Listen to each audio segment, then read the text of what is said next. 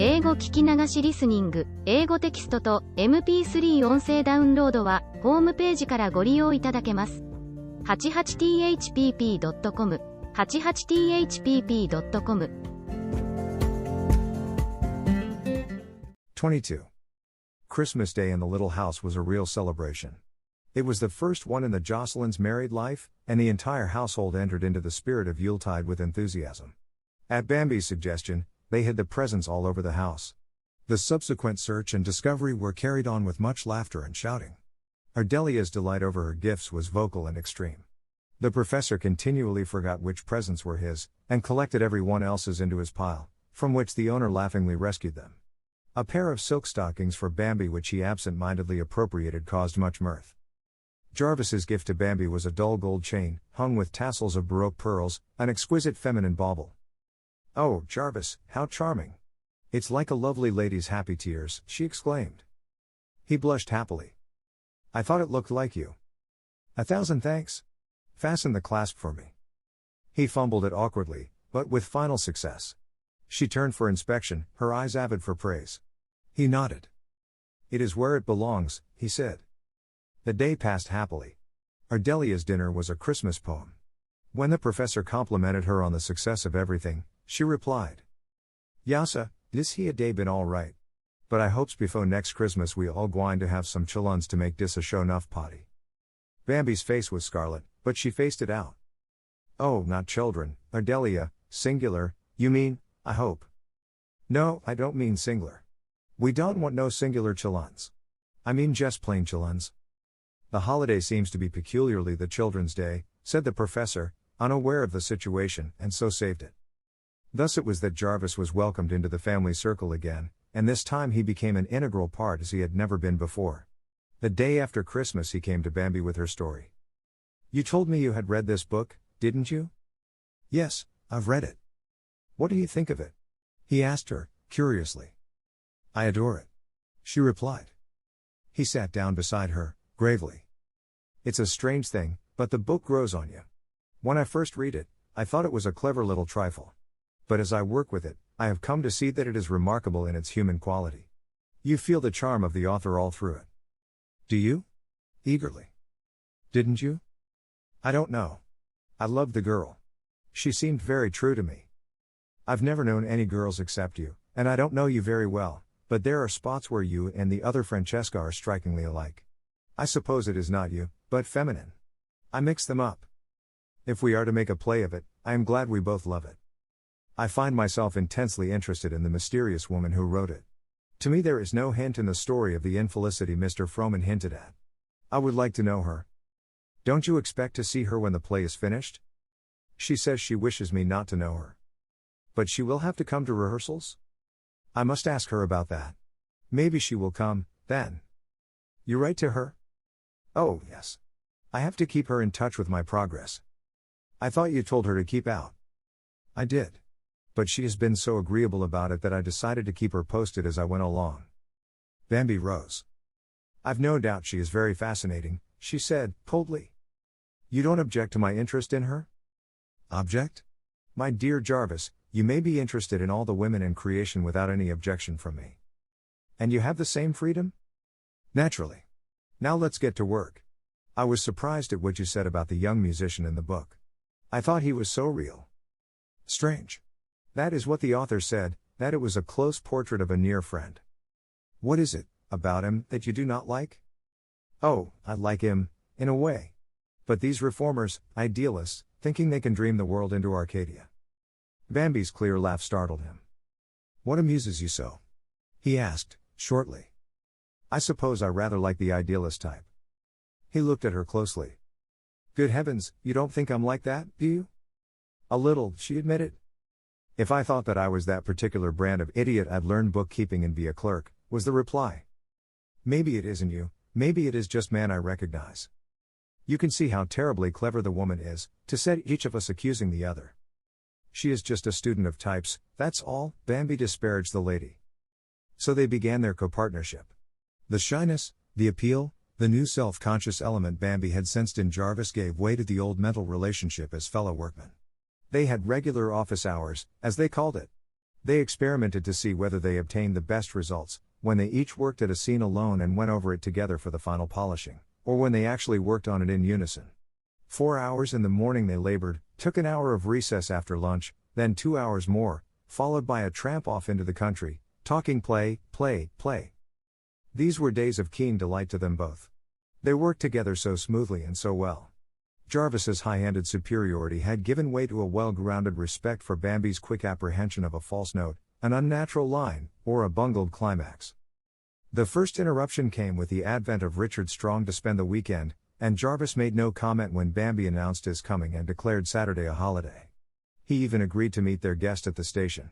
The two men came back together in amicable converse. "I am so glad you could come, Richard," Bambi greeted him, in her eager way. Jarvis started at the Christian name, and flushed angrily at Strong's reply. "Happy New Year, Francesca." Richard and Francesca, so they had gone as far as that on the road to intimacy, was Jarvis's hurt comment to himself. After that he watched Strong every minute for signs of special devotion, and before the day was over he had satisfied himself that these two cared deeply for each other. The way Strong's eyes followed her every movement, the way he anticipated her wants, understood her before she spoke, they were all damning evidences of the situation. That Bambi showed herself grateful, as vividly as she did everything else, entirely escaped Jarvis. She loved him, that was the truth, and he alone stood between her and happiness. The 2 days dragged by, in torment, for him. It seemed as if they would never be over, so that he might face the truth by himself, with Strong out of the picture, and decide what must be done. Bambi noticed his strained politeness to their guest, but set it down to the same inconsistency he had shown before, of being jealous of what he did not especially value himself. Monday, after Strong's departure, she began to realize that there was a change in him. He was taciturn and moody. The work went badly. He disagreed with her at every point, and when she suggested that they stop an hour earlier than usual, he went off by himself, without asking her to go. She began to wonder whether his dislike of Strong was really serious and something to be taken cognizance of. Jarvis strode off into the country in a state of nerves unknown before. A sleepless night and the irritation of the day's work had played their havoc with him. He went over the thing again and again. Bambi and Strong loved each other, he stood in the way. Why should he not take himself out of the situation at once? She married me for a whim, she will unmarry me the same way, he reiterated to himself. Why did she do it, in the first place, unless she cared something for me? But she told me she had no sentiment for me, he replied to his other self. It was ambition that made her do it. She thought I would be famous. I've disappointed her, and she's through with me. He went over every incident of their reunion, his thrill at her welcome. She didn't really care, it was just her way, he assured himself. For hours he plunged through the woods, pursued by his bitter thoughts. When he turned back at last, into the garden, he knew that a precious, newborn thing, which he had brought back with him after his exile, was laid away, never to be allowed to come into full flower and maturity. His decision was made. He temporized on one point. He would stay on until the play was produced, so that if it succeeded, as he was determined it should, Bambi would have that much satisfaction from her matrimonial experiment. Then he would let her divorce him, and he would take himself out of her life. She was in the library when he went in. She caught sight of his face, and exclaimed, "Jarvis, my dear, how tired you look." He started to go, but she detained him. "Is anything the matter, Jarvis?" "No, what should be the matter?" "I don't know, but if there is anything you want to talk out with me, let's have it now. We can't afford to have any misunderstandings between us." "There is nothing," he said, and left the room. That night, after dinner, he sat late in his study, writing. 2 days later the result of the evening's work came to Bambi. Greater than. Greater than. Greater than dear author lady, some days ago I sent you my new address, so that you need not send letters to the theater, but so far I have not heard from you. Tonight, for some reason, I feel moved to write to you as I would wish to talk to you were you near me. Greater than. Greater than I say for some reason, and yet I know the reason. It is because of your human understanding of the things that make men glad or sad. I am beginning to know that only through the ache of experience can we come to understand each other. Surely there must be something of sadness back of your life, lady of mystery, to give you this power. Greater than. Greater than today I have fought out a bitter fight with myself, and I feel the loneliness that comes in a crisis, when each man of us must stand or fall, alone. Greater than. Greater than the play goes ahead rapidly.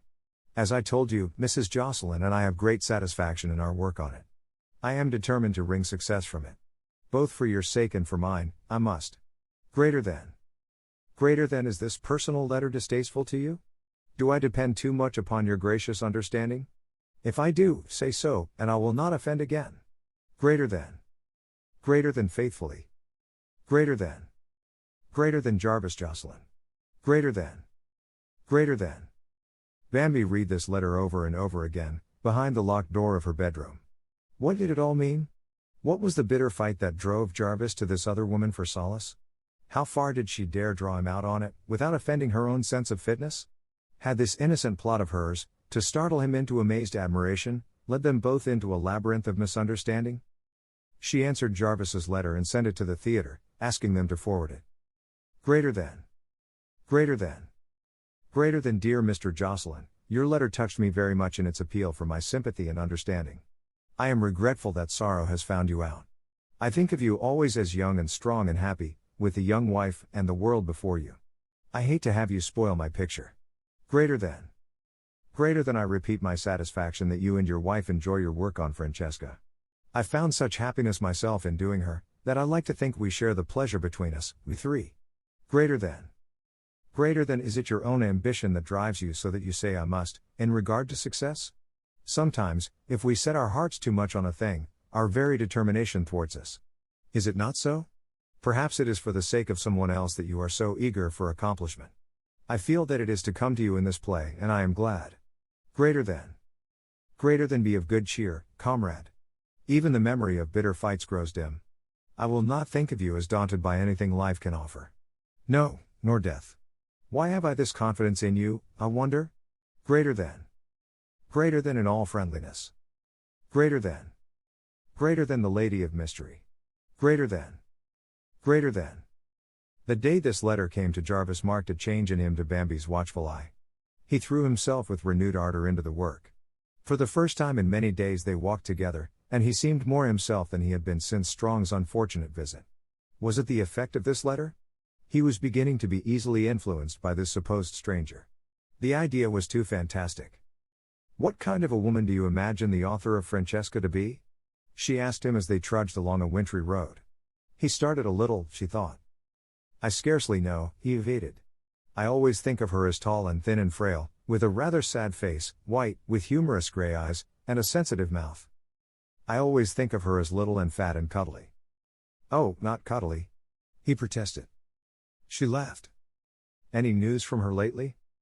Yes. I had a letter today. Did you ask if she was coming to rehearsals? Not yet. Haven't you any curiosity about her? In a way, yes. But I respect her desire in the matter. I don't. If I could get it out of Richard Strong who she is, I'd go look her up in a minute. Have you tried? Eagerly. He won't tell. He's the king of clams. He has no right to tell. It is very smart of her to work up all this mystery about herself. No doubt she is a wobbly old fatty, instead of the Beatrice you think her. He made no answer, but she saw by his face how he resented it. A wicked design grew in Bambi's mind. She would make Jarvis Jocelyn fall so desperately and hopelessly in love with this dream woman of his that she would be revenged upon him for the way he had shut her out since Strong's visit. It never once occurred to her that it was a hurt she had given him which drove him to this other woman. But the something which he had offered her the night of his return he had deliberately withdrawn, before she had a chance to accept or refuse it. Well, here was a chance to punish him and she would take it. 23.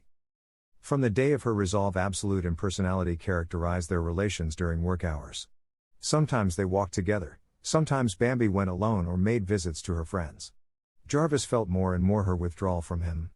He attributed it to her increased affection for Strong and a consequent abhorrence of her husband's presence.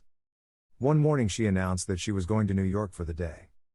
But we were to work on the big climax today, Jarvis protested. You work at it. You can do it without me, she said, airily. You are as tired of the play as you are of me, said Jarvis earnestly. Absurd. I am much interested in the play and I am not tired of you. Shall you see Strong? Yes. I shall spend part of the day with him. Did you wish to send him a message? It wouldn't be fit for you to carry, he answered, fiercely. Richard is not your favorite companion, is he? She tantalized. He is not. Sorry. I am very fond of him. That does not need saying. I have never tried to disguise it. No, I should say you were both frank about it. Why shouldn't we be, Jarvis? Said Bambi with irritation. Exactly. Why shouldn't you be? You naturally cannot expect to regulate or choose my friends. I expect nothing. Then I would be obliged to you if you made your dislike of my friend a trifle less conspicuous. If you will let me know when he is expected, I will always go elsewhere. It was the first hint of disagreement that had ever occurred between them, and Bambi took the train to New York with a disagreeable taste in her mouth. She was going for a conference with Strong about the book, which had got a splendid start in the holiday sales. He had some plans to feature it in various conspicuous ways, so that it might advertise the play. Arrived in Grand Central Station, she wired Jarvis, sorry was horrid about Strong, just to make her self-esteem less flat. Then she went to Strong's office. He greeted her in his cordial way, only his eyes admitting his joy at sight of her. It is good to see you, he said. You won't like me. I'm utterly detestable today. I was nasty to Jarvis, and cross with Ardelia. I can't imagine you either nasty or cross. Me? Oh, I scratch and spit and bite. You are the most human person I ever encountered, he laughed. Be nice to me, and I may cheer up. I shall try. I have news about the sale of the book that ought to cheer a tombstone. I think we have a bestseller on our hands. I'm not a bit ashamed of it. Why should you be? Aren't you a literary pariah, if you're a bestseller? He laughed. How is the play coming on? Pretty well, I think. We're up to the climax of the second act. Jarvis is working on it today. Still no suspicion of you? Not a grain. I think he's falling in love with the author of Francesca, though. How? Through their letters. You certainly have a talent for comedy, he laughed, and added gravely, I thought Jocelyn had always been in love with the author of Francesca? No. I have always known that the author of Francesca cared about Jarvis. You must have dreamed that, Richard. Poor old Jarvis. Sometimes I think I will confess. Maybe I have no right to make game of him this way. Doesn't he suspect your style in your letters? I would know a letter from you, no matter what the circumstances. Oh, I don't write like myself. I write like an author. I found out what he thought she looked like, and I write tall, pale, sensitive-mouthed kind of letters, with a hint of sadness. You imp, he laughed. Improves my style. You ought to be glad. Let's hear about the plans for the book. They settled down to discussing advertising plans, which kept them busy until late afternoon. When the last detail was settled, Bambi rose with a sigh. Phew. That was a long siege. Like Corp in Sentimental Tommy, it makes me sweat to think. I should not have kept it up so long. I forget you are not used to this drill, he apologized. I think I'll live. Remember the first time I came to see you? Perfectly. Wasn't I scared? Were you? You were so kind and fatherly. Fatherly? He said. What lots of things have happened to me since then, she mused. And to me, said Richard, under his breath. Hiya. Life is a bubble. You'll feel better after a cup of tea. Where shall we go?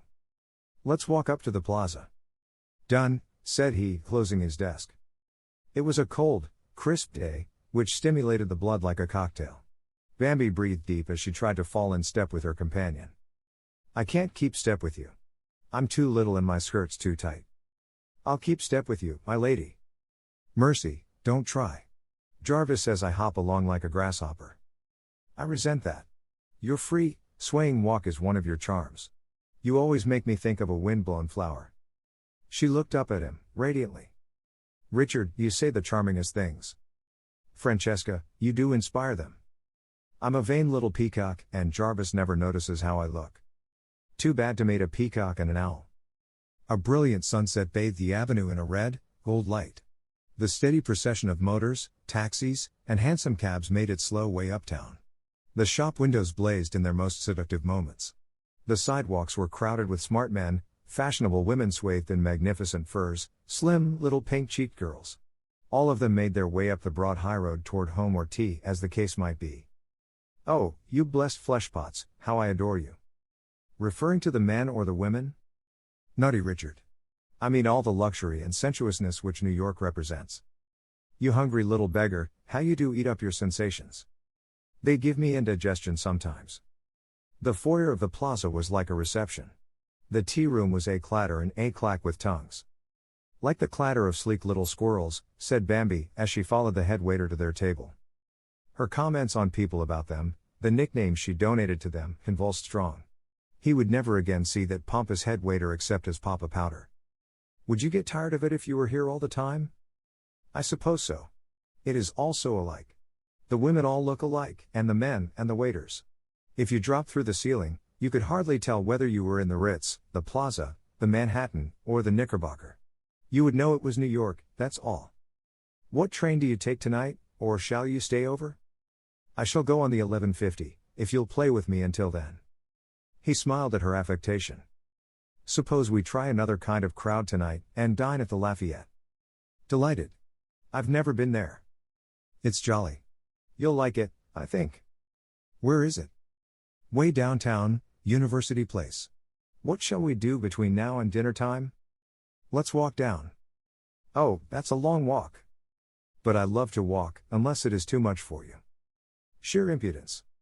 The walk was one never to be forgotten by Strong. To have Bambi all to himself, to look forward to hours of such bliss, to have her swinging along beside him, laughing and chattering, now and again laying her hand on his arm in confident friendliness, it was intoxicating. By sheer force of will he kept his hand on the throttle of his emotions. One look, one false move, would ruin it all. He knew, without any doubts, that she did not love him. He even told himself she loved Jocelyn. He knew that he must make himself a valuable friend and not an undesired lover, but his want of her was great, and his fury at Jarvis's indifference white hot. She caught his set look. Richard. He turned his eyes on her. You're tired of me. I won't talk any more. He drew her hand through his arm, and held her there. Don't say that sort of thing, please, it isn't fair.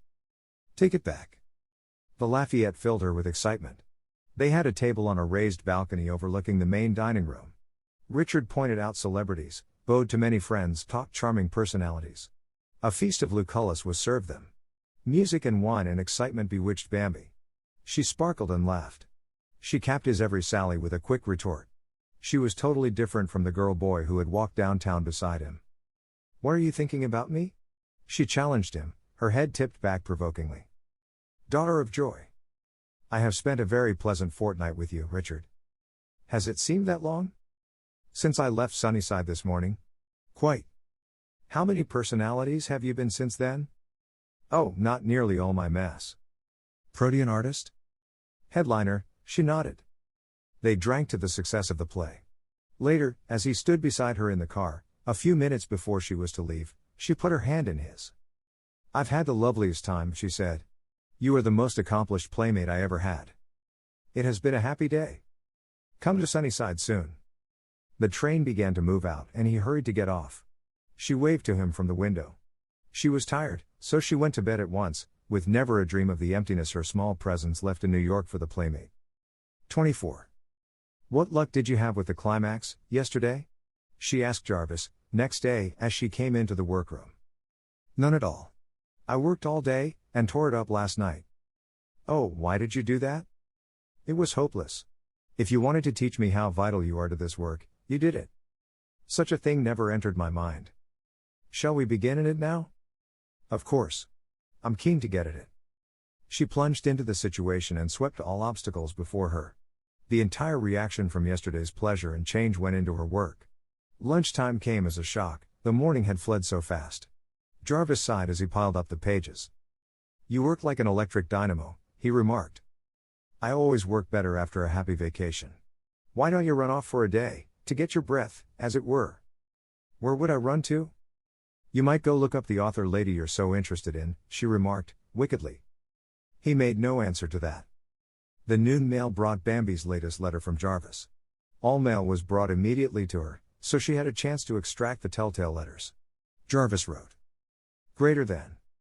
Greater than. Greater than, dear lady, your letters are fast becoming a necessity to me. I look for them as eagerly as a boy. I find myself more and more absorbed in the Francesca of your fancy, whom I feel sure is the essence of you. Is it not so? Greater than. Greater than. I am bitterly unhappy these days, lonely as I have never been before. The emotional side of life has always been a closed book to me, one I disdain to read. So once my heart begins to call attention to itself, I suppose the more poignant will be my experience. Greater than. Greater than I have lately come back from a long exile spent in a hideous place. I brought with me the first hunger for love I had ever known. But I found no answering need in the heart I turned to. I have been thrown back on myself, to eat my heart out, because I know now that it is my own fault. If I had tried sooner to make myself a lover, I would not have to resign that place to another man. Greater than. Greater than why do I pour these personal sorrows upon you, my lady of sympathy? I am heartsick for comfort. Greater than. Greater than yours. Greater than. Greater than J. Greater than. Greater than. Bambi laid her cheek against the poor, hurt letter, and cried. My poor, bungling Jarvis, how I must have hurt you. She read it again, and all at once light flooded in. Why, it's Richard, of course. He thinks I am in love with Richard. The dear old goose. He sees so little and sees that crooked. She went in search of him, determined to tell the whole foolish story, to explain the imaginary obstacles that divided them. But he was not to be found, so the impulse died, and she determined to play the farce out to its end, and now, that she knew the core of the whole situation, she could make it count for their final readjustment. She wrote him at once. Greater than. Greater than. Greater than my dear Jarvis, at last I feel that there is truth between us. I have suspected that you were not happy in your love life. But I wanted not to pry into locked chambers. Now we can be glad of the bond that lies between us, for I, too, go heart-hungry through the days. Greater than. Greater than I have not spoken to you of my home, or my husband, but now that you have become such a part of my thought life, I feel no disloyalty in the truth. Greater than. Greater than my husband is a man who has never felt the want of affection. He is so self-centered in his devotion to his work that I have always been shut out of his heart. At first this did not trouble me, for I was ambitious, too. But so many things have happened to develop me this last year, to awaken me to my full womanhood. Greater than. Greater than I have had to face, as you do, the ache of an unwanted love, tossed back to eat its way like a corrosive acid. Once, not long ago, I thought, perhaps, things were going to change for me. I thought he wanted me. But now I have come to know that it is to another woman he turns for sympathy and understanding. Greater than.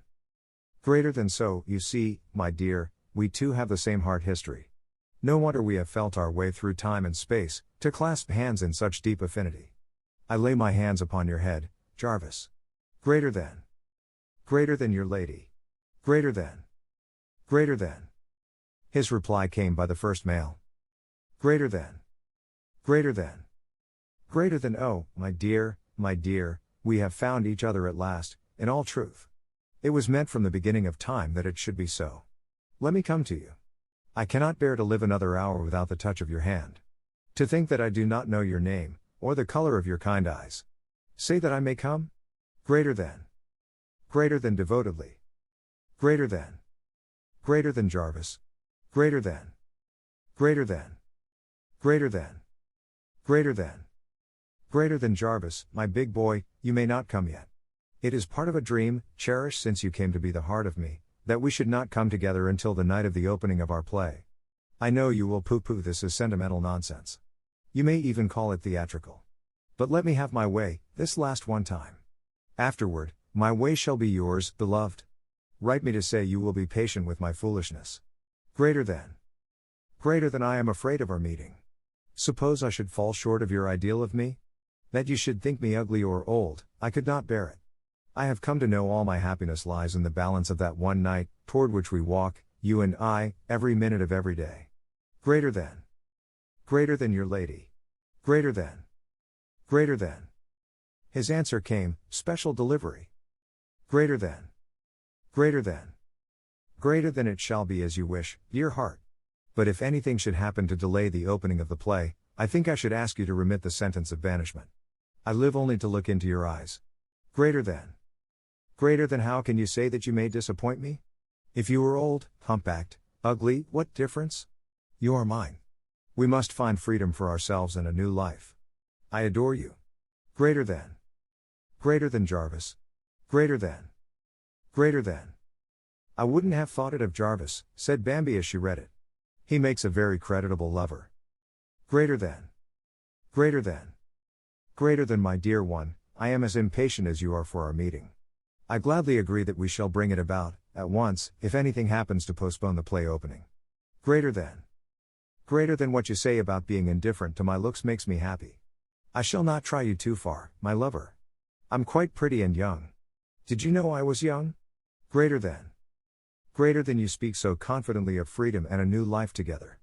Are we to shed our old mates, like nautilus shells? My new coming into love makes me pitiful. Must we be ruthless? Greater than. Greater than your own. Greater than. Greater than. Greater than. Greater than. Greater than dear, gentle heart, I do not wish to seem ruthless to you, much less to be so. But has our suffering not entitled us to some joy? I know my wife to be absorbed in another man, you say your husband turns to another woman. We represent to them stumbling blocks between them and their happiness. Surely it is only right that we should all be freed to find our true mates. Greater than. Greater than I find it daily more of a burden to carry this secret in my heart, when knowledge of it would lighten my wife's unhappiness. Shall we not confess the situation, and discuss plans for separation? I owe this girl who bears my name more than I can ever pay. I would not do anything to hurt her pride. Tell me what you think about it, dear one? Greater than. Greater than your Jarvis. Greater than. Greater than. Greater than. Greater than. Greater than Jarvis, dear, again I must seem to oppose you. Please let us keep our secrets to ourselves until our meeting. Suppose that something should happen even yet? Suppose we should not wish to take this step when the time comes. I do not want you to hurt your wife. I respect and love you for your sense of obligation to her. How can she help loving you, my Jarvis? Greater than. Greater than when the day comes for me to prove my devotion, may you say about me that you owe me more than you can ever pay. Greater than. Greater than I live only for the completion of the play. Greater than. Greater than your love. Greater than. Greater than. Dash. 25. Bambi felt the renewed vigor with which Jarvis attacked the final problems of their task. He was working toward the goal of his affections, a meeting with his lady. She, too, felt the strain of the situation, and keyed herself up to a final burst of speed. The middle of February came, bringing the day which ended their labors. Well, I believe that is the best we can do with it, Jarvis said. Yes, our best. For my part, I feel quite fatuously satisfied. I think it is perfectly charming. I hope the author will be pleased, he said earnestly. I'm much more concerned with Mr. Frohman's satisfaction. If he likes it, hang the author. But I want to please her more than I can say. You have a great interest in that woman, Jarvis. What is it about her that has caught your attention? It is difficult to say. As I have grown into her book, so that it has become a part of my thought, I have been more and more absorbed in the personality of the woman. You told me the heroine was like me, once. Did I? In surprise. You've changed your mind, evidently? No. Her brilliance is like you. But not her other qualities? She seems softer, more appealingly feminine to me, than you do. You have so much more executive ability. You think I'm not feminine? I didn't say that, he evaded. Why do you insist upon thinking the author and heroine to be one person? Just a fancy, I suppose. But the book is so intimate that I feel consciously, or otherwise, the woman has written herself into Francesca. You may be approaching an awful shock, my dear Jarvis, when you meet her. I think not. These author folk. She'll be a middle-aged dowd, mark my words. He rose indignantly, and put the last sheets of the manuscript away. She watched him, smiling. Shall you go to New York tomorrow? Yes, if I can get an appointment by wire. I am going to see about it now. I do hope he will be sensible enough to put it on right away. He told me to rush it. I think he means an immediate production. The end of our work together, mused Bambi. He turned to her quickly. You care? Don't you? It has really been your work, Bambi? It was her turn to be startled, but evidently he had no ulterior meaning. Not at all. I think it is wonderful how well we work together, considering. Considering? He insisted. Oh, our difference in point of view, and, oh, everything. She added. It would disappoint you if it were our last work together? What an idea, Jarvis. I look forward to years and years of annual success by the Jocelyn's. He frowned uncomfortably, as if to speak, thought better of it, and kept silence. I'll go send my wire, he said. She kissed her fingertips to his receding back. Later, too, she went to the telegraph office and sent the following wire. Greater than. Greater than. Greater than Mr. Charles Frohman. Greater than. Greater than C. Jarvis, if possible, tomorrow. Play finished. Sure success. Greater than. Greater than Francesca Jocelyn. Greater than. Greater than. The secretary answered Jarvis's wire at once, making the appointment at 11 o'clock on the morrow. It seems incredible that anything could run as smoothly as this for me, said Jarvis, as he read the dispatch. That's because I'm in it, boasted Bambi, with a touch of her old impudence. I'm your mascot. That must be it. It means a midnight train for you, to make it comfortably. Do you suppose you will stay more than a day? I should think not. I don't know. Ardelia came in with a yellow envelope. Somepin do in round is he a house. Telegram boy day a ringin' at de do bell stiddy. For me? Said Bambi. Greater than. Greater than. Greater than Mrs. Jarvis Jocelyn, Sunnyside, New York. Greater than. Greater than Mr. Froman will see you at 3 o'clock tomorrow. Greater than. Greater than. Bambi gazed at it a moment, a bit dazed, then she laughed. Anything the matter? Jarvis inquired. No. Oh no. This was how it happened that Mr. Jarvis Jocelyn took the midnight train to New York, while Mrs. Jarvis Jocelyn followed on an early morning one. But why, if you both have to go to that city of abominations, do you not go together? Inquired the professor. Part of the secret, she reminded him. Dear me, I had forgotten we were living in a plot. How is it coming out? I will know today, definitely, just how, when, and where it is coming out. Jarvis presented himself at the theater at 11 sharp, and felt a thrill of righteous pride when he was ushered into the private office without delay. His vow that he would enter without so much as a calling card had come true sooner than he had hoped. Mr. Froman smiled in his friendly way and shook hands. How's my friend, the XG who? He laughed. Fine. I hope you are well. I'm all right. How's the play? I have it here. It is good. Good, is it? Mr. Froman's eyes twinkled. Yes. Mrs. Jocelyn worked at it with me, and I have to admit that the success, if it is one, is largely due to her. She is a writer, too? No, but she has a keen dramatic sense. She understands character, too. So? Lucky for you. Does she want her name on the bills? She has never spoken of it, but I wish her to go on as co-dramatist. All right. Clever wife is an asset. Now we've got just 2 hours. Go ahead, read me what you've got there. Jarvis unpacked the manuscript and began. He had worked over the scenes so often with Bambi that he fell into her dramatic way of doing the scenes. Once or twice the manager chuckled as he recognized her touch and intonation on a line. Certainly Jarvis had never read so well.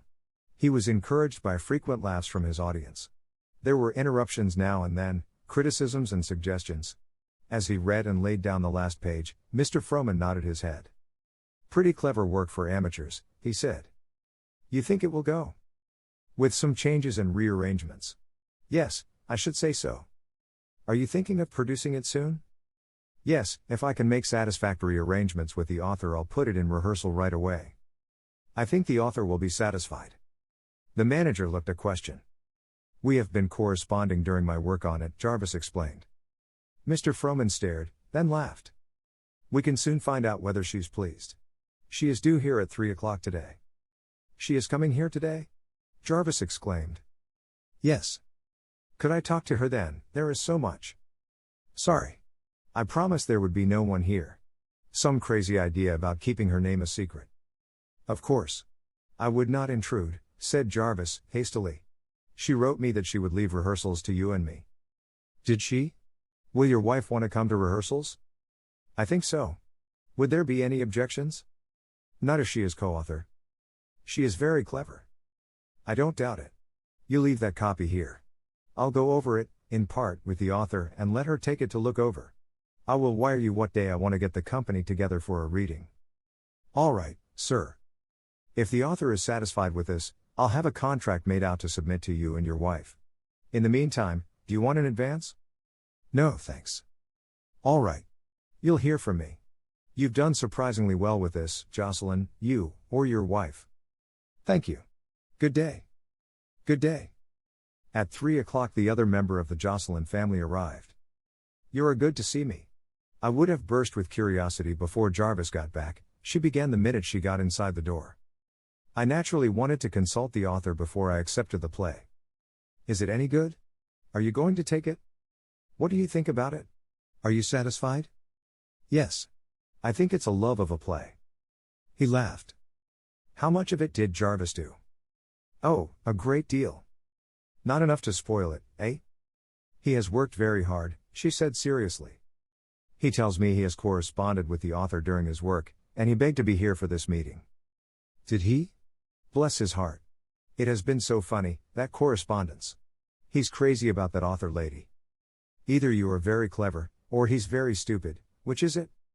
Both. When are you going to tell him the truth? The opening night. Upon my word, you have got a dramatic sense. Blaze of success, outbursts of applause, husband finds wife is the center and cause of it. That sort of thing, eh? Yes, but don't say it like that. It sounds silly and cheap. Husband will be mad as fury at the whole thing. You don't think that, do you? That would spoil the whole thing so entirely, she said in concern. You're the dramatist, I'm only the manager, he laughed. They talked about the cast, the sets, and other practical details. You're coming to rehearsals, aren't you? He asked her. Rather. Jarvis prepared me for that. Did he? Well, he won't be much good. He can't act. I told him you would look over the play, then I would call the company together for a reading. Consider the script looked over. Do call it quick, Mr. Froman, I can hardly wait. What about contracts? Do you want one as author, with another to you and Jarvis as playwrights? No, that's too complicated. Let's have one for the whole thing, then we can divvy up what there is. Suits me. I'll see you next week, then.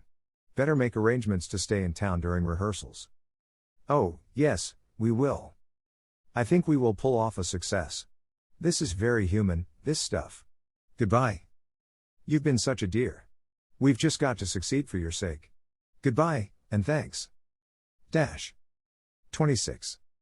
Bambi hurried to catch the 5:30 train for home, and as it rushed through the station she spied Jarvis striding on ahead, evidently bound for the same train. With the caution of a lady detective she kept behind him until he got aboard. Then she rushed ahead and got into the first car. At Sunnyside she astonished the town hackman by leaping into his cab and ordering him to drive her home, top speed. The situation appealed to her taste for intrigue. Into the house she sped and to her room. The professor and Ardelia were in bed and asleep. When Jarvis came in she descended, to inquire about the fate of their play, with the calm of a finished actress. I'm waiting for you. What news? She demanded. He likes it. If the author is satisfied, we go ahead at once. Hooray, shouted Bambi, pirouetting madly. Mr. and Mrs. Jarvis Jocelyn, the talk of the town, she sang. You did want your name on the bills, then? She stopped in alarm. Had she given it away after all our trouble? How do you mean on the bills? As co-author? Mr. Froman asked me. I told him you had never spoken of it, but that I wanted you to have full credit. What else did you tell Mr. Froman about me? I told him you were clever. What did he say? She laughed. Said he didn't doubt it. He will allow you to come to rehearsals. I should hope so. So it's all settled? Yes, if the author consents. She was to see the play at 3 this afternoon. Was she? Why didn't you wait and see her? She wished to talk to Mr. Froman alone. Isn't she tiresome, with all her mystery? You don't think she could hold us up on it now, at the last minute, do you? She could, but I don't think she will. Rehearsals will be called next week. Oh, goody. Jarvis, aren't you happy about it? Yes. But you aren't happy enough. He sighed. It was all so different from the way he had planned to bring her his first success. Something seems to have gone amiss with us, doesn't it, Bambi? I haven't noticed it. You're satisfied to go on as we are now? I can think of a few improvements. I'll tell you about them later. So many things seem to hinge on the success of this play. They do. May the gods take notice, she laughed. On the following Tuesday came the call for a reading of the play with the company, Wednesday, at 11. Bambi was as excited as a child over the announcement. I think we had better plan to stay at the National Arts Club again, during rehearsals, Jarvis. I am not sure I can finance that. I told Mr. Froman I did not need an advance. I've got some left. You can borrow back the 100 you paid me, to start off on. You're like the old woman with the magic purse. I'm thrifty and saving. Well, if we can accomplish it without robbing you, I agree with you that it would be better to stay in town. Settled. You go pack your things, and I'll look after mine. They prepared to make their second pilgrimage, this time to the land of promise. The professor showed an unusual amount of interest in the matter. How long will it take to rehearse it? He asked. We don't know yet, we're such amateurs. But as soon as we know the date set for the opening, you and Ardelia are to prepare to come. You can come up the day of the performance, and if you can't stand it, you may come home the next day. A trip to New York? What an upsetting idea. Would you rather stay here and miss the first play Jarvis and I ever did together? Said Bambi, disappointedly. No, certainly not. I'll come. Just make a note of it, and put it in a conspicuous place, he added. We'll keep you reminded, never fear. Ardelia gasped when she heard she was to go. I'll send you a list of the clothes to bring for the professor in plenty of time. I shall give you a new black silk dress for the occasion. Laudamassi, Miss Bambi. I's so excited I can't talk. A no silk dress and a goin' to no yok wid de professor. I decla day ain't no nigga woman in dis here town got sesh quality to work fo as dis old nigga has. Why, Ardelia, we couldn't have it without you. Am I gwine sit wid de white folks in de theater, or up in nigga heaven? You'll sit in a box with the rest of us. God Almighty, honey, dis gwine to be de happiest Cassian o be my life. The co-authors took the night train. Not quite a year ago since our first journey together, said Bambi. That's so. It seems a century, doesn't it? That is a distinctly husband remark. I was only thinking of how much had happened in that time. Two new beings have happened, a new you and a new me, she answered him. Are you as changed as I am? He asked. Yes. You haven't noticed me enough to realize it, I suppose. He made no reply to that. Arrived in New York, they went to the clubhouse, and took the same rooms they had before. As Bambi looked about the room, she turned to Jarvis in the doorway. It is a century since I knelt at that window and arranged our spectacular success. Well, we're a year nearer to it. Let's get a good night's rest, for tomorrow we enter on a new chapter. It's jolly we enter it together, isn't it, Jarvis? He nodded, embarrassed. I should like to wish you luck in the new venture, Mr. Jarvis Jocelyn. I wish you the same, Miss Might, he said, clasping her hand warmly. You haven't called me Miss Might for a long time, she said, softly. I like it. Good night, said Jarvis abruptly, and left. You're a poor actor, my Jarvis, she chuckled to herself. At 11 o'clock they presented themselves at the theater. The reading was to take place in Mr. Frohman's big room. Jarvis and Bambi were admitted at once. Good morning, said Mr. Frohman. Good morning. This is Mrs. Jocelyn, Mr. Frohman. Bambi offered her hand to the manager with a solemn face, but the laugh twinkled in her eyes. How do you do, Mrs. Jocelyn? I understand that you had a great deal to do with this play? I did, she admitted. Without me this play would have been nothing. This leaves you no ground to stand on, Mr. Jocelyn, he laughed. The members of the company arrived and were presented to the authors. Bambi kept them all laughing until Mr. Frohman called order.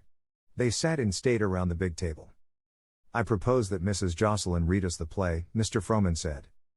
Oh, shall I? It is really Jarvis. If you please, said Mr. Frohman, indicating a chair.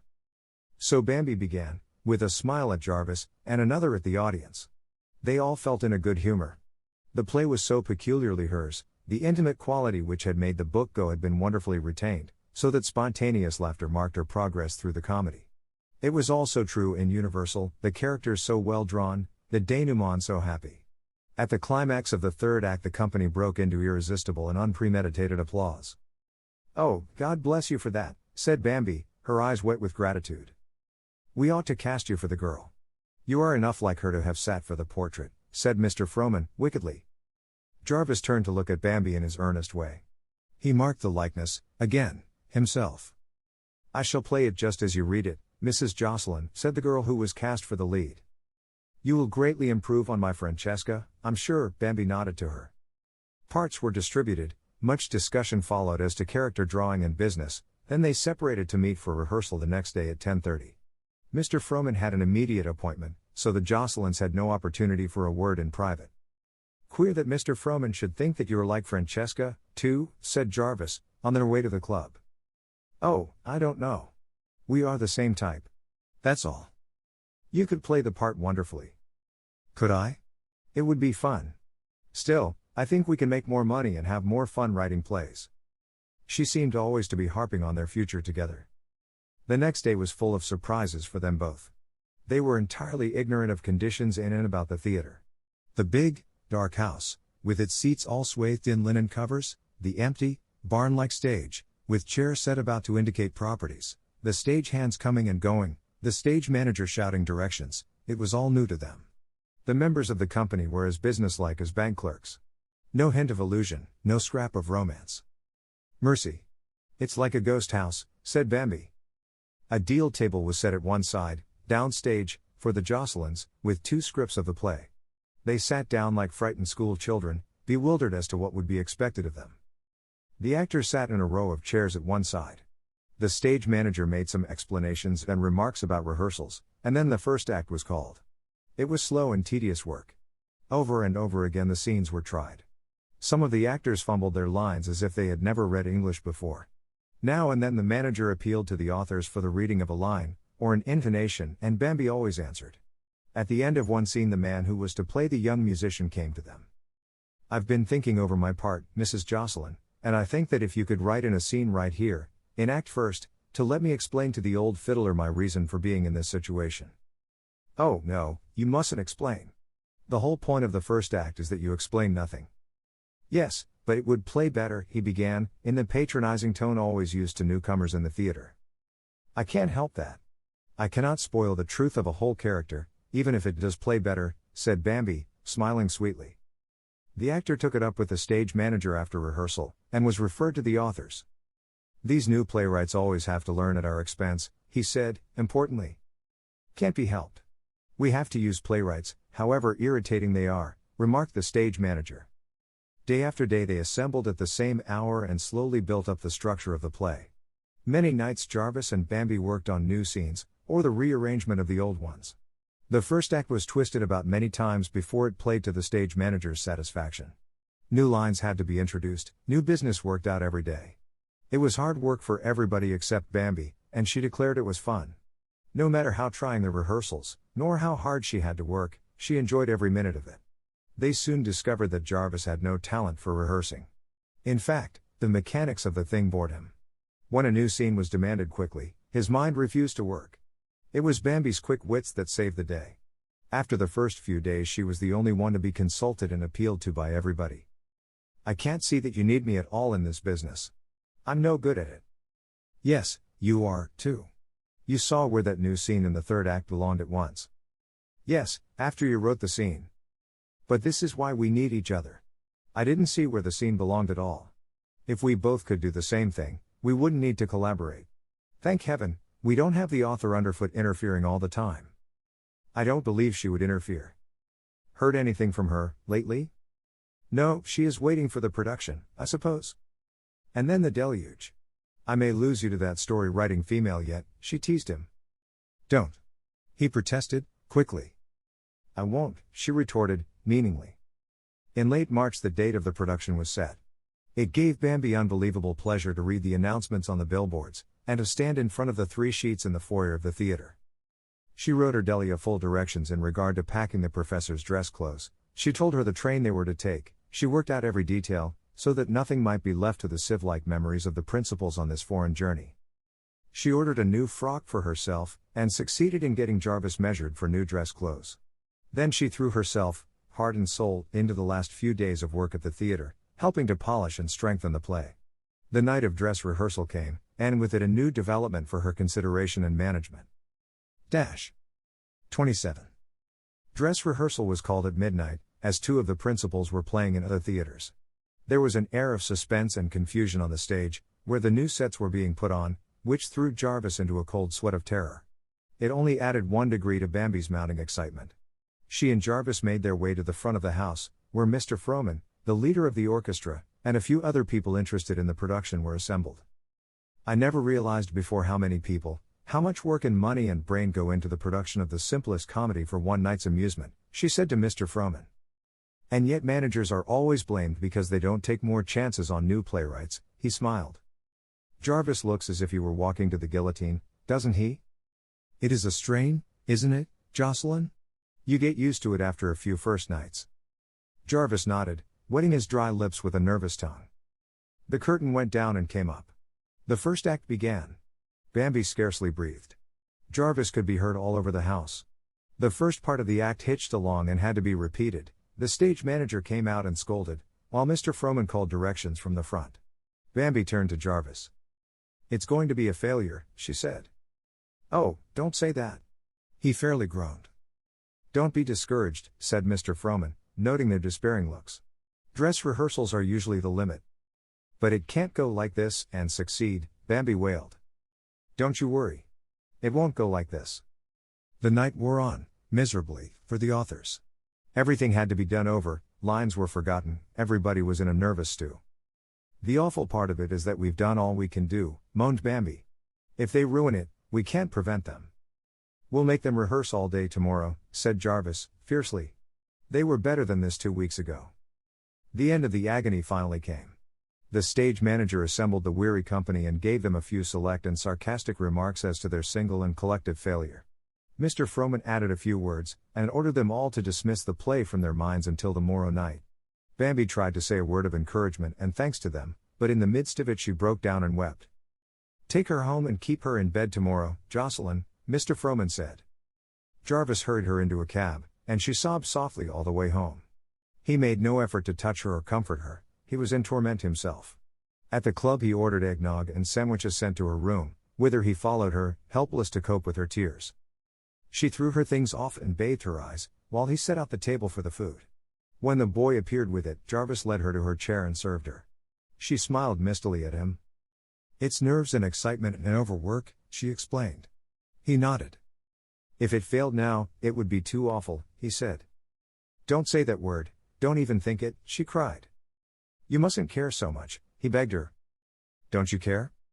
"Of course, more than you know. But I am prepared for failure, if it comes." "I can't be prepared for it." "It cannot happen," she sobbed. He stood looking down at her helplessly. "What can I do for you? What is it you want?" he demanded gently. "I want to be rocked," she sobbed. "To be." She pushed him into a big chair and climbed into his arms. "Rocked," she finished. He held her minute closely, then he rose and set her down. "I can't do it," he began. "I have something to tell you that must be said." "Not tonight, Jarvis, I'm too tired." "Yes, tonight, before another hour passes." "Sit down there, please." She obeyed, curiously. "Do you remember Christmas Eve, when I came home?" "Yes." "Did you notice anything different about me?" "How, different?" "Did it occur to you that I cared about you, for the first time?" I suspicioned it a little." "Then you deliberately ignored it because you did not want my love?" I didn't mean to ignore it." "But you did." "I wasn't sure, you never spoke of it, never said you cared. After that first night I thought I must have been mistaken." "But you were glad to be mistaken?" "No. I was sorry," she said, softly. "What?" Sharply. "I wanted your love, Jarvis." "You can't mean that." "But I do." "But, Strong, you love Strong." She rose quickly, her face flushed. "I love Richard Strong as my friend, and in no other way." "Certainly he loves you." "He has never told me so." "You let me believe you cared for him, you tortured me with your show of preference for him." "You imagine that, Jarvis." "It is not true." "It is true," he cried, passionately. "I came to you, eager for your love, wanting you as I had never wanted anything. You flaunted this man in my face, you shut me out, you drove me back on myself. Well, what did you expect me to do? Endure forever in silence? What did you do? Or what do you mean to do? I have come to care for a woman who understands me." "A woman, Jarvis?" "The woman who wrote Francesca. I cared first because she had put into her heroine so many things that were like you." "Well," she said again. "She has come to care for me. I wanted to tell you so long ago, when we first knew, but she begged me not to until after the play was tried out. But I can't stand it another minute. There must be truth between us, Bambi. I want you to read her letters. I want you to try to understand how this has crept into my heart. You wish to be free, to go to her? There is no happiness for us, is there? I'm too tired to think it out now, Jarvis. You must go away and let me get myself together." She looked like a pitiful little wraith, and his heart ached for her. I'm sorry I had to add to your hard day, but I had to say this tonight. It's all right. I must ask you not to speak to me of it again until after tomorrow night. I need all my strength for that ordeal. After that, we must turn our attention to this new problem, and work it out together, somehow. Thank you. I'm sorry I've been such a disappointment to you, my dear, he added. Good night. Take the letters, I could not bear to read them. With an agonized look he took them and left her. Dear Lord, I'm through with plots. I'm sick unto death of the secret, she sighed, as she climbed into bed. 28. Bambi kept to her room next day until it was time to meet the train on which Ardelia and the professor were to arrive. It was due at 4 o'clock. She went to Jarvis's door, but he was not in his room. She had heard nothing of him since his confession of the night before. Her telephone bell startled her, and she took up the receiver to hear Jarvis's voice. Bambi? Yes. How are you? All right. Don't you want me to meet the professor and Ardelia? There's no need if you're going up to Grand Central. I'd rather go, thank you, Jarvis. Where are you? At the theater. Anything the matter? Oh no. I came to talk to the stage manager. He says everything will be all right tonight. Are you resting? Yes. I've had a quiet day, sitting on my nervous system. Where have you been? Walking the streets. Come home and take some rest. I'll meet the train. Thank you just as much for thinking of it. I'll be at the information booth at 5 minutes to 4. All right. She hung up the phone with a dazed face. The idea of Jarvis taking care of her, inquiring after her health, and trying to spare her. Every blessed thing is topsy-turvy, she exclaimed aloud. At 4 o'clock she walked up to the booth, and there he stood, anxiously scanning the faces that passed. Hello, she said cheerfully. He looked grateful and smiled. You look as if you had had a spell of sickness, you're so white, he said. I'm all right, but you look like a nervous prose. Case. Aren't we pitiful objects for eminently successful playwrights? I suppose one gets used to this strain in time, he said, taking her arm to help her through the crowd. No sooner had the train come to a stop than they saw Ardelia's huge frame descend from the car, holding a dress suitcase in each hand. After her came the professor, looking very small and shrunken. Ardelia saw them afar, and waved the heavy suitcase in the air like a banner as she hurried toward them. Howdy, Miss Bambi. Howdy, Mr. Jarvis. Here we is. Bless your old hearts, said Bambi, hugging them both. How are you, children? The professor inquired. We're fine. Did you have a comfortable time on the trip? Why did you sit in the day coach, father? De professor, he won't set into Chaika, causin day won't let me in dare, and he's afraid he furged to get off lesson he was longside ob me. But the train stops here, it doesn't go any farther. My. Ardelia, you do look stylish. Yasm. Wait until yo see my no black silk. I's got me a tight skirt, and a Dutch neck, law-zee, honey, but dis ol niggas geeteen mighty frisky. She and Jarvis had an argument about the bags. She insisted upon carrying them herself, and indignantly refused the help of the colored porter. Go away from here, boy. Yo reckon I gwine trust yo all wid mon no silk dress and de professor's dress suit. No, sah. She kept them laughing all the way to the club with her tales of their difficulties and excitements in getting off. Her exclamations on everything she saw were convulsing. When they arrived at the club, and she discovered that she was to have the little room next to Bambi's, her satisfaction was complete. Bambi ordered the entire family to repose on its respective backs for an hour before they dressed for dinner. So they parted to obey orders. For that hour Bambi held herself firmly upon her bed, completing her plans. They had agreed, she and Jarvis, that if there should be a call for the author, they would take it together, and Jarvis would speak. She was not sure just how she was to make the revelation to him of her dual personality. She decided to leave it to chance. Never in her life had she been so excited. The double responsibility as author and playwright shrank to second place in comparison with the fact that this night she was to tell Jarvis of her love for him, hear him speak his love for her. Before the hour of enforced quiet was over she could hear Ardelia tiptoeing about her room. Presently her head was cautiously inserted through the door. When she saw a hand waved at her, she bounced in. Laws, honey, I's so excited, I can't hold my eyes shut. I got de professor's dress suit clothes all laid out smooth, with de buttons in de shirt, and de white tie ready. Now, they'll let me help yo all get dressed before I begin to wrastle wid dat tight skirt oh be mine. All right, sit down and hold your hands till I jump into my bath.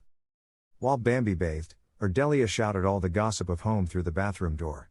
Upon Bambi's reappearance, she insisted upon dressing her like a child. She put on her silk stockings and slippers, getting herself down and up with many a grunt. She constituted herself a critical judge in the hairdressing process, and fussed about every pin. "Why ain't yo all had one ob des a hair fixers do yo hide? And make me look like a hair shop model? Not much. Well, yo done purty good. Wait till I curl it," said Bambi, throwing up the window and popping her head out into the night air. "Fo de Lawd's sake, yo curl yo hay and no yawk just like yo do at home. Why not? This cold, damp air is just the thing. Now look at me," she boasted, shaking her head so that the soft, curly rings fluttered like little bells about her face. "Y'all do," said Ardelia.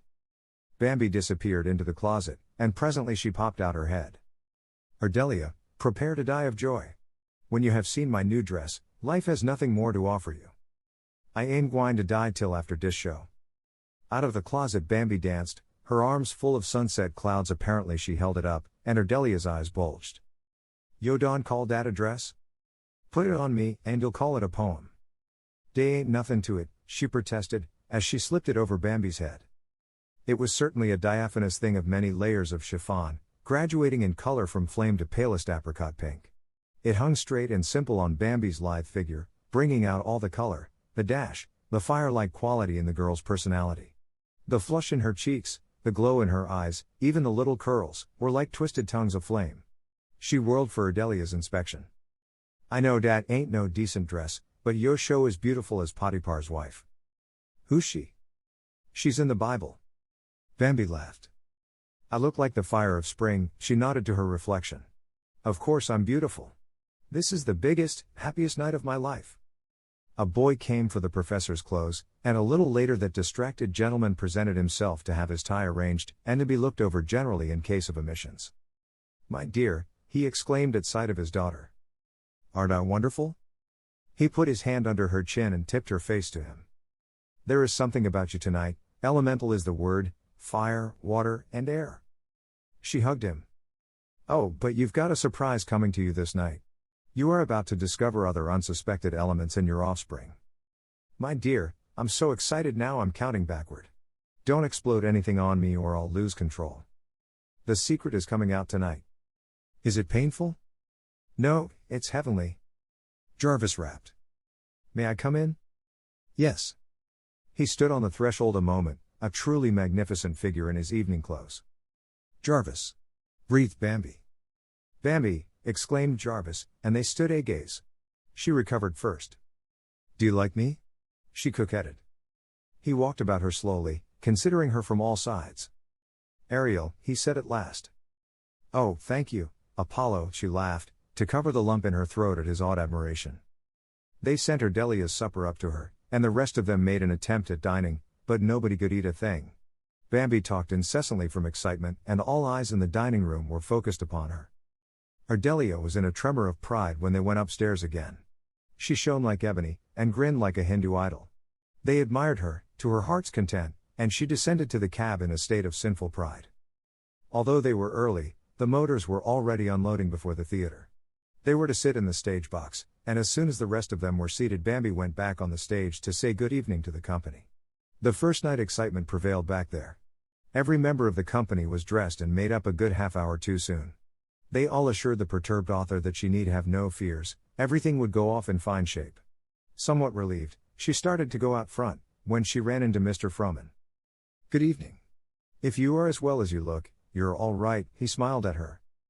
"I feel like a loaded mine about to blow to pieces," she answered. "Hold on for a couple of hours more. Does Jarvis know yet?" "Not yet." He laughed and went on. Bambi returned to the box, where she sat far back in the corner. The house was filling fast now. More than a little interest was evinced in the strange box party of Big Jarvis, the professor, and Ardelia. Richard Strong nodded and smiled from a nearby seat.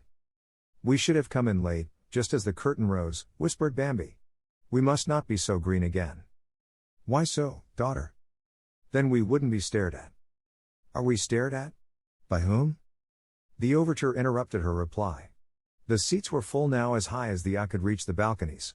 Bambi scanned the faces eagerly. Would they like the play? If they only knew what it meant to Jarvis and to her to have them like it. The curtain rose. For 2 full moments she could not breathe. The act started off briskly, and little by little her tension relaxed. She laid her hand on Jarvis's knee and it was stiff with nervous concentration. The first genuine laugh came to both of them like manna from heaven. "It's all right," Bambi whispered to Jarvis. He nodded, his eyes glued to the stage. Of all kinds of creative work, dramatic writing can be the most poignant or the most satisfactory. It is the keenest pleasure to see characters whom you have invented given life and personality if the actors are clever. The Joscelins had the aid of practically a perfect cast. The sense of power that comes with the laughter or the tears of an audience aroused by your thoughts is a very real experience. Bambi ate up her sensations, as Strong had said. As the curtain descended after the first act, the applause was instantaneous and long. "They like it," Bambi said with a sigh. "Yes, thank God." From Jarvis. "You told me not to take this seriously, Jarvis," she reminded him. "Does anybody know who wrote this book?" the professor inquired. "Not yet. We are to know tonight. I wonder where she is?" Jarvis added to Bambi. "I've thought that fat old one in the opposite box," she said wickedly. "Why did you ask, Father?" "It is a diverting idea. The girl is like you, or maybe it is the similarity of the names that suggests it.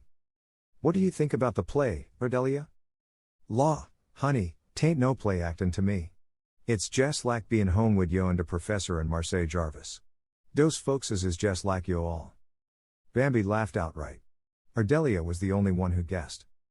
"I trust you do not compare me to that impractical old fiddling man," the professor protested to Ardelia. "Sh. Here's the curtain," warned Bambi. The second act went like a breeze. Laughter and applause punctuated its progress. The house was warming up. Bambi slipped her hand into Jarvis's, and he held it so tight that she could feel his heart beat through his palm. There was no doubt about it at the end of the second act. It was going. The company took repeated curtain calls, smiling at the Joscelins. "I'm grinning so I shall never get my face straight again," Bambi said to Richard, who came to the box to congratulate them. "Looks like a go," he said, cordially. Even Jarvis unbent to him, and insisted upon his sitting with them for the third act. Bambi added a smiling second. She had explained to Richard, in advance, why she did not invite him to share the box. "I am having a most unexpectedly good time," the professor admitted to them all. Jarvis's state of mind was painful as the last act began. In the next 30 minutes he was to meet the woman he thought he loved. Since his confession to Bambi the night before, a doubt had raised its head to stare at him as to the real depth of his feeling for his unknown inamorata. Had he really been moved by love, or was it only a need of sympathy for his hurt pride that had driven him to her? Bambi's strange behavior, her admission that she did not love Strong, most of all those moments when she lay in his arms, they had upset all his convictions and emotions. He paid no attention to the act at all, torn as he was as to what the night would bring him. He was aroused by storms of applause. The curtain went up again, and again, the company bowed solo and in a group. Then calls of "Author! Author!" were heard all over the house. Bambi clutched Jarvis's sleeve and drew him back of the box. "Go on. You've got to go out and bow. You do it alone, Jarvis." In answer he took her arm and propelled her in front of him, back on the stage. "Here they are. Give them full stage," said the stage manager, ringing up the curtain. "Now, go ahead, right out there." He opened a door in the set and Jarvis and Bambi went on. There was a hush for a second, then a big round of applause. Bambi laughed and waved her hand. There was a hush of expectancy. "Now, Jarvis, go on," she prompted him. Jarvis, cold as death, began to speak. He thanked everybody in the prescribed way, beginning with the audience, ending with the company. He said he was happy that they liked the play, but that he was making the speech under false pretenses. All the credit for the success must go to 2 women, his wife and collaborator. Here he turned to include Bambi, but to his astonishment she was gone. The audience laughed at his discomfiture, but he turned it off wittily. The other woman, the one to whom most of the credit was due, was the author of the book. She had so far hidden behind an anonymity, but he believed she was in the house tonight, and it was to her that their congratulations should be offered. Cries of "Author! Author of the book!" with much clapping of hands. Jarvis stood there, scarcely breathing, cold sweat on his brow, waiting for her to come. The applause became a clamor. The door opened and Bambi floated in. She did not see the audience, her eyes were fixed on Jarvis's face, and the strange expression she saw there. She came to him, put her hand in his, and smiled. He was so obviously nonplussed that the people grasped the new situation and were suddenly still. Bambi smiled at him and spoke. "Dear people, if you have had as much fun tonight as I have, we owe each other nothing. And the most fun of all is the astonishment of Mr. Jarvis Jocelyn, who discovers himself to be a bigamist. He's married to the co-dramatist and the author, and he never knew it. That I wrote the book has been a secret until this minute. If you hadn't liked the play, I never would have admitted that I wrote it. You're the very nicest first-nighters I ever met, and we are both most grateful to you, the bigamist and I." There was wild applause, flowers were tossed from the boxes, calls of brava greeted the little bowing figure clinging tightly to the big man's hand. They finally made their escape to the wings, and Bambi turned to Jarvis for what was to her the real climax of the evening. He looked at her so strangely that she laid her hand on his arm. "You aren't glad?" she questioned, anxiously. Some members of the company surrounded them with congratulations, and when they were free they had to hurry out to rescue the rest of the family. "What did you think of the secret, Daddy?" "My child, I am past all thought. I wish to be taken home, put to bed, and allowed to recover slowly. I have had a shock of surprise that would kill a less vigorous man." "But you liked it? You were glad I did it? I am so proud of you that I am imbecile. Let us go home." Richard shook both her hands in silent congratulation. "Where is Jarvis?" asked her father. A search failed to find him. Richard made a trip back on the stage, but he was not there. "We won't wait, if you will put us into our cab," Bambi said to him. He saw them all off, promising to send Jarvis along if he saw him. "What do you suppose became of him?" demanded the professor. But Bambi did not answer. All the triumph of the evening counted for nothing to her now. Jarvis had been hurt or angered at her revelation. He had deliberately gone off and left her, regardless of appearances. She spent the night in anxious listening for his return, but morning found his rooms vacant, his bed untouched. Bambi's heart misgave her. 29. Jarvis was never sure what happened to him after he came off the stage with Bambi. Something had exploded in his brain, and his only thought was to get away from all the noisy, chattering, handshaking people, to some quiet place, where he could think. On the way back to the box in Bambi's train, he had been separated from her a minute, long enough to spy the stage door, to slip out and away. He headed uptown without design, walking, at a furious pace. Bambi, herself, was the lady of mystery to whom he had offered his devotions. The thing which hurt him was that she had tricked him into declaring himself, probably laughed at his ardor. It made him rage to think of it. What had been her object? He could not decipher her riddle at all. If she wanted his love, she might have had it for the taking, without all this play-acting nonsense. These was no use in his ever expecting to understand her or her motives. He might as well give it up and be done with it. He built up the whole story, bit by bit. Her mysterious trips to town were in regard to the book, of course. The butter and eggs money came from royalties. Strong had published the story in his magazine, hence their intimacy. His thought attacked this idea furiously, then he remembered Bambi's words, "I love Richard Strong as my good friend, and in no other way." There was no doubting the sincerity of that declaration. Besides, Bambi never lied. She had not deceived him, then, with any deliberate plan to alienate his affections so that she could be free to go to Strong. No light along that line of questioning. He went on, feeling his way, step by step, to the point of the dramatization of the book. Here he paused long. Surely he had not been her dupe here. He was Frohman's choice as dramatist. But was he? She and Frohman had come to some understanding, because she had gone to see him the day the play was delivered. No, that could not be, for he found her at home when he returned. He could not find a piece to fit into the puzzle at this point. He went over their joint work on the book, her book. He understood, now, how she was so sure of every move, why she knew her characters so well. What a blind fool he had been not to see that Francesca was herself. How she had played with him about that, too. How she drew him out about the other characters. He stopped in his tracks as the last blow fell. The musician was intended for a study of him, that hazy, impossible dreamer, with his half-baked, egotistical theories of his own divine importance. Why, in God's name, had she married him if that was her opinion of him? His brain beat it over and over, to the click of his heels on the pavement. The fiddler was the professor, of course. Anyone but a blind man would have seen it. So she had made mock of them, the two men nearest to her, for all the world to laugh at. That she wanted to punish him for not coming up to her expectations, that he could understand, but why had she betrayed the professor whom she loved? He reviewed the period of rehearsals, her sure touch revealed again. She knew every move. She even saw herself so clearly that she could correct the actress in a false move. She had held herself up for public inspection, too. He had to admit that. It seemed so shameless to him, so lacking in reserve. He urged his mind on to the night now passing, the night he had looked forward to, for so many months, as the first white stone along the road to success. Well, it had been a success, but none of his. Bambi's, all Bambi's.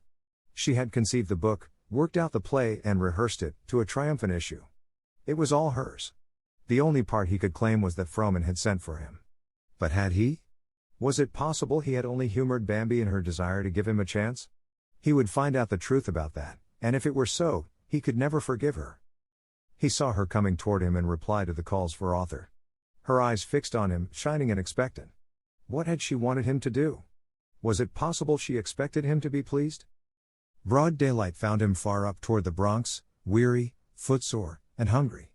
When he came to himself, he realized that he must send some word to the club of his whereabouts. He wrote a message to Bambi. Greater than. Greater than. Greater than I shall not come back today. I cannot. You have hurt me very deeply. Greater than. Greater than Jarvis. Greater than. Greater than. He put a special delivery stamp on it and mailed it. He found some breakfast, and went into the Bronx Park, where he sat down under the bare trees to face himself. In the meantime, Bambi, after a sleepless night, was up betimes. At breakfast she protested that she was not at all worried. Jarvis had no doubt decided to celebrate the success in the usual masculine way. He would come home later, with a headache. But Jarvis isn't a drinking man, is he? The professor inquired. No, but it's the way men always celebrate, isn't it? The professor wanted the whole story of the writing of the book, the prize-winning, Mr. Frohman's order, and all, so, after breakfast, she made a clean breast of it, and they laughed over it for a couple of hours. Then Jarvis's message came. Her face quivered as she read it. What is it, dear? Is it Jarvis? She nodded, the slow tears falling. He isn't hurt? Not physically hurt, but I've hurt his feelings. Oh, Daddy, I've made such a mess of it. I wanted to be dazzled by my success, because he thinks I'm a helpless sort of thing, and now he only hates me for it. She broke down and wept bitterly. The professor, distressed and helpless, took her into his arms and petted her. There, baby, it will work out all right. Just let us go home, where we're used to things, and everything will look different. Yes, that's it, we'll all go home, sobbed Bambi, wiping her eyes. Where is Jarvis? I don't know. But I can leave word for him here that we've gone back home. Then we can get the 2:00 train. Nothing but misery comes to people in these cities. By dint of much hurry they caught the train, Ardelia protesting up to the moment when the train started that they couldn't possibly make it. Bambi sat, chin on hand, all the way, a sad, pale-faced figure. No one could suspect, to see her now, that she had been the brilliant flame thing of the night before. Once the professor patted her hand and she tried to smile at him, but it wasn't much of a success. When they entered the house, and Ardelia bustled about to get them some tea, Bambi sat dejectedly, with all her things on, among the traveling bags. Be of good courage, little daughter, her father said. Oh, Father Professor, are the fruits of success always so bitter, so bitter? She cried to him. 30. The first week of the play went by, and it was an assured success. The royalty for the first 7 days was a surprise, which would have thrown Bambi into raptures under ordinary circumstances. But the Bambi of these days and rapture were no longer playmates. There had been no word from Jarvis since that time of the first brief message. Bambi went about the house a thin, white-faced, little ghost, with never a song or a smile. Fo God, Professor, it makes me cry to look at Miss Bambi, and I don't dare ask her what's de matter. I think we must just let her alone, Ardelia. She'll work this thing out for herself. But he, too, was alarmed at the change in her. The more she thought of how she had thrown away Jarvis's love, the more she lacerated herself with reproaches. Her fatal love of play acting had brought her sorrow this time. How could she have done it? Why didn't she see that Jarvis would never understand what made her do it, that he would resent it? Some days she was in a fury at him for not understanding her. Other days she wanted him so that she could scarcely refrain from taking a train to New York and looking for him. In her sane moments she knew that the only thing she could do now was to wait. Richard Strong came down to dine and spend the night, and one thing he said added to her misery. Jarvis stayed in town, didn't he? He remarked. Yes. Looking after things there, I suppose. I passed him on the street yesterday, but he didn't see me. You passed him yesterday? Breathlessly. Yes. The opening and the strain of the rehearsal knocked him out, didn't it? He looked as gaunt as a monk. Jarvis takes things very seriously. By the way, how did he take your joke? She looked directly at him and answered frankly, he didn't think it was funny at all. Oh, that's a pity. I'm through with jokes, Richard, through with them for all time, she said, her lips quivering. Oh, try one on me, I'd like it, he laughed to cover her emotion and changed the subject quickly. When he returned to town he called up the Frohman offices, asking for Jarvis's address. He was still at the National Arts Club, they assured him. So that evening he presented himself there unannounced. He found Jarvis alone in the reading room, a book open before sightless eyes. He rose to greet Strong, with evident reluctance. I'm glad to find you, Jocelyn. I have something particular to say to you. So? Sit down, won't you? I've just come back from Sunnyside, where I spent the night. I wanted to settle the details of your wife's next serial. Yes. Have you seen her since the opening night? No. I think she is either very ill, or very unhappy, possibly both. She seems such a frail little thing that one dreads any extra demands on her. I knew you stayed on to look after the business here, of course. You know the dear, blind, old professor. Naturally you are the person to look after her, and I thought it would be just like her not to say a word to you about it all, so here I am, playing tame cat, carrying tales. Go down tonight, Jocelyn, and take that girl away somewhere. They think she's ill? Jarvis repeated. She looks it to me. If she were my wife, I'd be alarmed. He rose as he finished, and Jarvis rose, too. They looked each other in the eyes. Thank you, said Jarvis. He suddenly realized, without words of any kind, that this man suffered as he did, because he, too, loved Bambi. He was big enough to come to her husband with news of her need. By a common impulse their hands met in a warm handclasp. She needs you, Jocelyn, Strong said. You're a good friend, Strong, Jarvis answered. When he had gone, Jarvis hurried to his room and began to pack his bag. His heart beat like a trip hammer with excitement. He was going to Bambi. She needed him. He had endured a week of the 3rd degree, practiced upon himself. He had peered into every nook and corner of his own soul. He knew himself for a blind, selfish egotist. He was ready now to fling his winter garments of repentance into the fires of spring. He understood himself, though Bambi baffled him more than ever. Never mind. She needed him. Strong said so, and he was going to her. He was at the station an hour before the train left, pacing up and down the platform like an angry lion. Aboard the sleeper and on the way he tossed and turned in his berth in wakefulness. At dawn he was up and dressed, to sit in a fever of impatience while the landscape slowly slid by the car window. At Sunnyside he hurried along the deserted street, where only the milkman wound his weary way in the early morning. There was a hint of spring in the air, fresh and exhilarating, with a faint earth smell. The house lay, with closed blinds, still asleep. He let himself in with his latchkey, dropped his bag, hat, and coat in the hall, and rushed upstairs to Bambi's rooms. No hesitation now. He would storm the citadel in truth. He opened her bedroom door softly and peered in. It was unknown country to him. The bed was empty. He entered and walked swiftly to the door beyond, where he heard a faint crackling, as of a fire burning. At the door he paused. She was crouched before a fire, cross-legged, her face cupped on her hands. In her pink robe and cap she looked more like a child than ever. She half turned her head, as if feeling his presence, so he saw how pale she was, how black the circles round her eyes. My little love, he cried to her. My little love. She sprang to her feet, facing him, her hands went swiftly to her heart, as if a spasm shook her. As Jarvis came toward her, a great light in his face, she put her hands out to fend him off. I want you to know that I realize just how silly and cheap and theatrical I've been. I didn't mean to hurt you, she began in a monotone, as if it tired her too much to speak. He tried to stop her, but she shook her head. I have to say it all now. I cared so much when you came home that time, and after the first night I thought you didn't care for me. My best beloved, let me. No, please. I was piqued and angry and I thought I could punish you by pretending to be the other woman you thought you were writing to. I wanted to make you care for her, and then. It was you I cared for, you. I thought that, when you knew I was both of us, you'd be so glad, she broke off into a sob. I am, dearest, I am. I never meant to hurt you. This week has nearly killed me. He took her into his arms, and sat in the big chair, holding her close, while she clung to him and sobbed out her heart. He kissed her hair, her wet eyes, and her lips, saying over and over, "Oh, littlest, I love you so, I love you so." When the sobs ceased, he lifted her face to his. "I want to see the shine in your eyes, dearest, and then I want you to listen to me." She drew his head down to her and kissed him. "The shine will come back now, beloved." "Oh, big," she said with a sigh, "my old Jarvis." "No, your new Jarvis, little wife. The old, crazy Jarvis will be more to your liking. I may not understand you very well yet, but I know my need of you, my pride in you. And my need of you? And your need of me. We're in step, now, honey girl, and we'll march along together without any more misunderstandings, won't we? Oh, we will, if you'll take short steps, so I can keep up. I'm the one to do the running now, Miss Might.